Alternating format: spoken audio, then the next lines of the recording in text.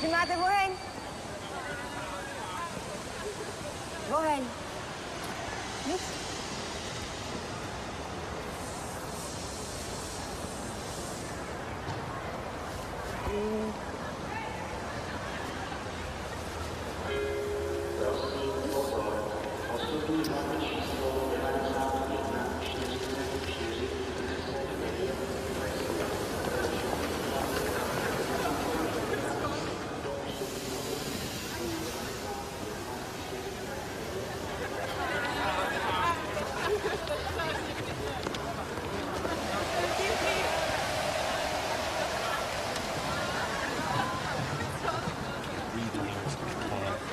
Now I got these college kids like a discotheque. Listen.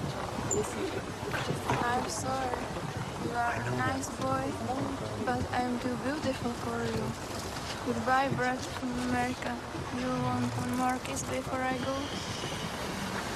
Are you kidding?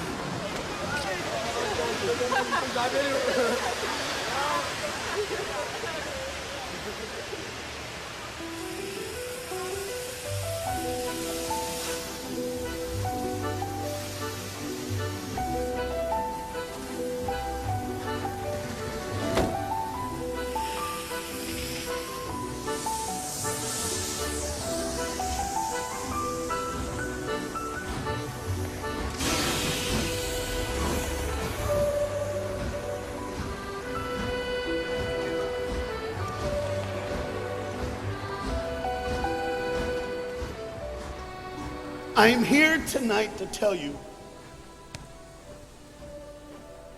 about a father who loved his son and a son who loved his dad. The way this story is going to unfold for you, it's a little bit different because I want to bring it to now.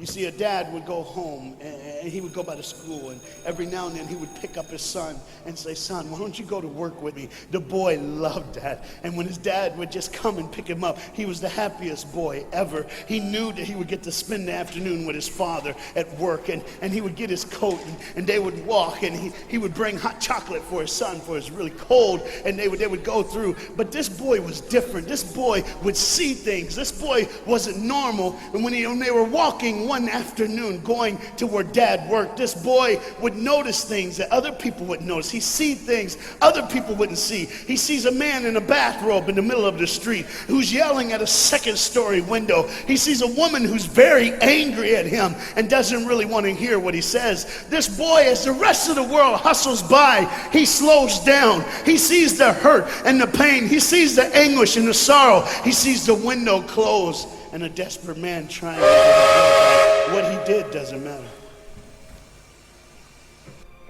That he hurting is all that matters. And this boy would see these things. His father rushes and gets him by the hand and says, "Let's go. We'll be late." He would stop and look one more time. Can I stop his pain?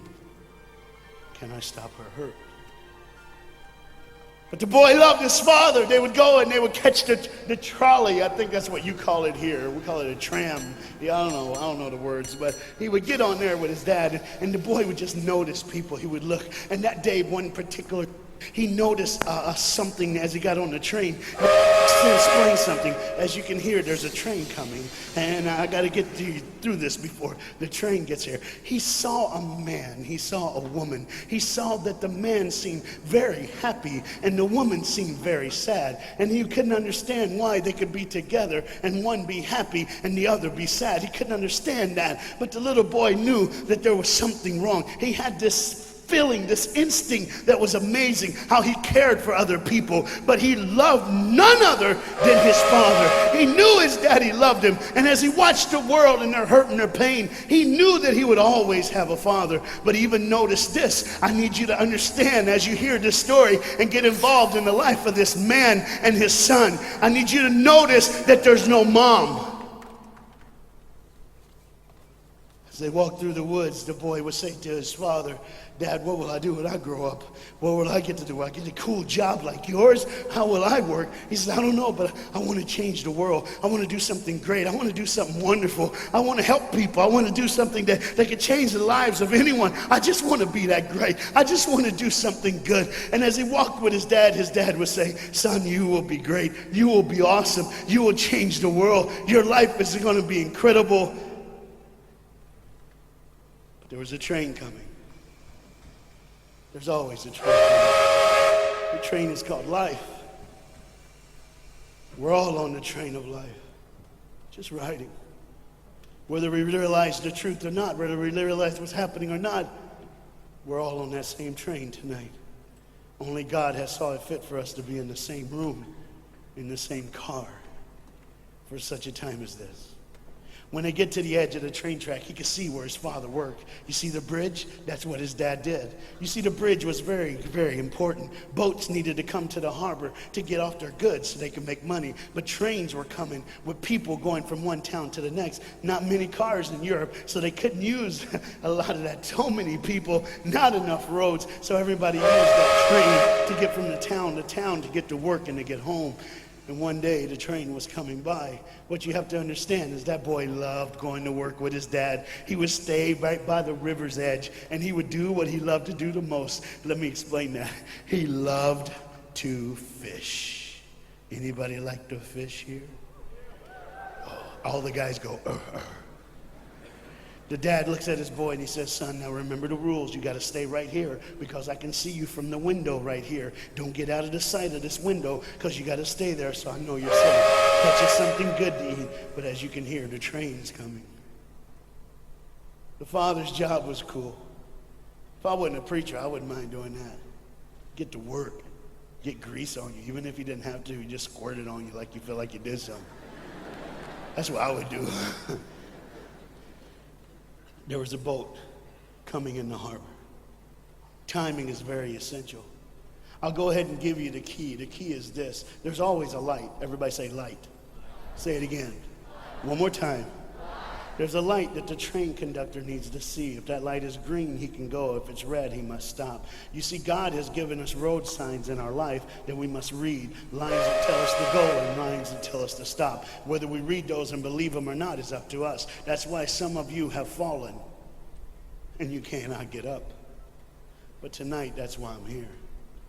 The boat needed to come through, so he called, and the man said, okay, I got time. It's a long time before the train should come. So he pulls the lever, as you just saw, and the big, huge stone steel bridge, the gears started turning. They started cranking the steam. All of a sudden, gears are moving, and that big, huge bridge is just starting to go up. As it rises higher and higher, he has to watch and make sure everything's set, everything's good, everything's fine. As he looks out the window, he can see everything, but the dad, being a good dad, keeps one eye on his work, but the other eye on his baby. One eye on the world, but the other eye on his children. You think God doesn't know where you are? He keeps one eye on his world and one eye on his child. No matter what you've done or where you've been, it's one eye on the world, but the other eye's on you. He's watched you and he's kept you. Even though your train is coming down the track, he understands that. And even though sometimes, I don't want to get ahead of myself. See the red light? He didn't see it. So many times we don't see the red light. See, to just say the train was early. The boy can hear and see the steam. And he looks and says, Daddy, the train. Daddy, the train's early. Daddy, you got a daddy. Hey, Daddy, the train.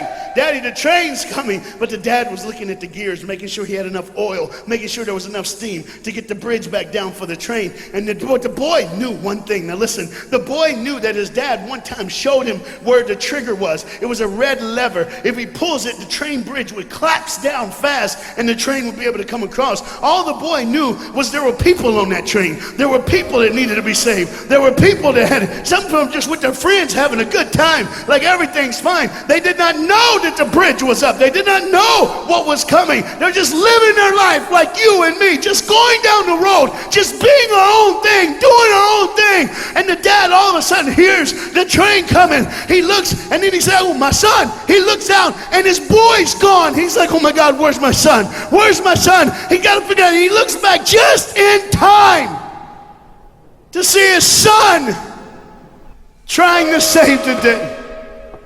All he had to do was pull that lever. He reaches in to pull it, and the boy pulls too far, and he falls in the hole. Now it's on the father. And God the Father, did you hear me? God the Father has to make a choice. It's his now. Do I save my son, or do I save the world? But they don't even know. They don't even know. The greatest decision of his life. He could blame it on them not seeing the red light. He could blame it doesn't matter anymore. Pull the lever, save the world. Leave it up, save your son.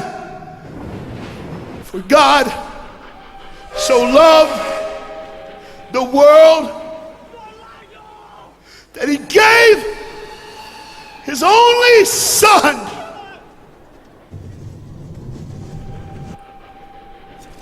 Whosoever believes in him will not perish. 3, 2, 1. He said, and they didn't even know. They never would know. They didn't even know. The train goes by. It's fine. Everything's cool. The bridge is down. Just like always. It's always going to be down. Are you hearing me tonight? He gave his only son. For God so loved the world that he gave. And you know what's amazing? I wonder what God did right when his son died on that cross. When he breathed his last breath. When he took that breath and he breathed and it was over. Here's what the Father would have looked like. They didn't even know, just trying to think of their life. Just trying to figure out what they're going to do next. Just thinking about the person they're going to see, the people they're going to hang out with. Just trying to be, just loving, caring. Doesn't matter if you're blind. Doesn't matter if you're putting on a little more makeup, trying to look pretty for somebody, or just wearing another mask. It doesn't matter. God gave his son for you. What will I do when I grow up? Where will I go when I grow up? What can I change? And there was a girl in the bathroom on the train, liquefying her heroin to shoot up one more time. He died for her. He died for her. But in one moment, are you listening? In one moment, as the Bible says, everybody gets a chance. In one moment to see the look of the Father when he knows when you realize what he did for you, when you realize the sacrifice, when you realize he let his son die so that you can live, when you realize what he did, no matter what you're doing, no matter where you're at in this life, no matter what you're a part of, you gotta stop. You gotta stop. Even if it's for 1 second and think, my God, he did it for me. He did it for me. And I pray to God you drop what you're doing. Drop what you're doing. With all the pain and the hurt and the sorrow in the world, he did it for you. That's why you're so quiet. You see the train's coming. The train's coming. Everybody has things, you have ways of I don't want to do that. I don't want to, but why do I keep doing it? Even Paul said, why do I do? My flesh tells me, and I do what I know is wrong, and I don't do what I know is right. You got to understand tonight, the fight is on, and we can win. We become more than conquerors through Jesus Christ. And I'm not preaching just for me, I'm preaching on behalf of you. But what you got to understand is, there had to be a moment in those 3 days when Jesus died on a Friday and rose again on a Sunday. There had to be this moment. Go ahead, look at the screen. When it was just God and his baby and his son.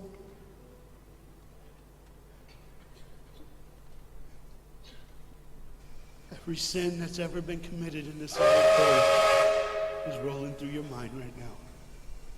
I'm here to tell you that as the sun sets in the afternoon, the sun will rise again. And when the sun rises again, you cannot change your past, but you can change your future. You see, it's always a different day. One day someone lives, the next day they die, the next day you wake up and you're still living. You're like, why am I going to live? Why does this have to be my turn? Why can't I? You can just preach. I could have stopped, but I need you to see the whole picture here. You see, because when God the Father gave his only son, when Jesus Christ breathed his last breath and he died, he did it in a way that you can never ever say, you don't know me, you don't understand me, God don't understand my pain, God don't understand my sorrow. You see, that's the very train that boy was on. That's the very train that he was on. And as this dad remembers, look real close. You see the pictures of the people? Bam, there they are. But there's somebody added in the picture, isn't it? Bam, there they are. Do you see who's added in it? In every face of every person, Jesus is in their life. Why? Because when you're the greatest sacrifice, you always end up in everyone's life, no matter where they are, who they are. He did it so that you can say he was there all the time, waiting patiently in line. Jesus Christ was there all the time. And the train keeps going. The train keeps coming. Train keeps moving. People keep living and people keep dying. And God the Father just watches it all. One eye on the world, the other eye on you. Some of you are starting to figure it out. You're like, what is he looking for? Just one girl. Because see, the whole horrible day, God only had his eyes on one person. And it was just a day on the street corner. When he walked by, he saw a girl with a babe. And she saw him. Do you get it? Old things are passed away. Behold, all things become new. He did it so that we can live. No matter what the sin, no matter what the pain, no matter what the sorrow, the sacrifice was perfect. It was perfect. And it was for you. And God the Father watches it all unfold. And all he can say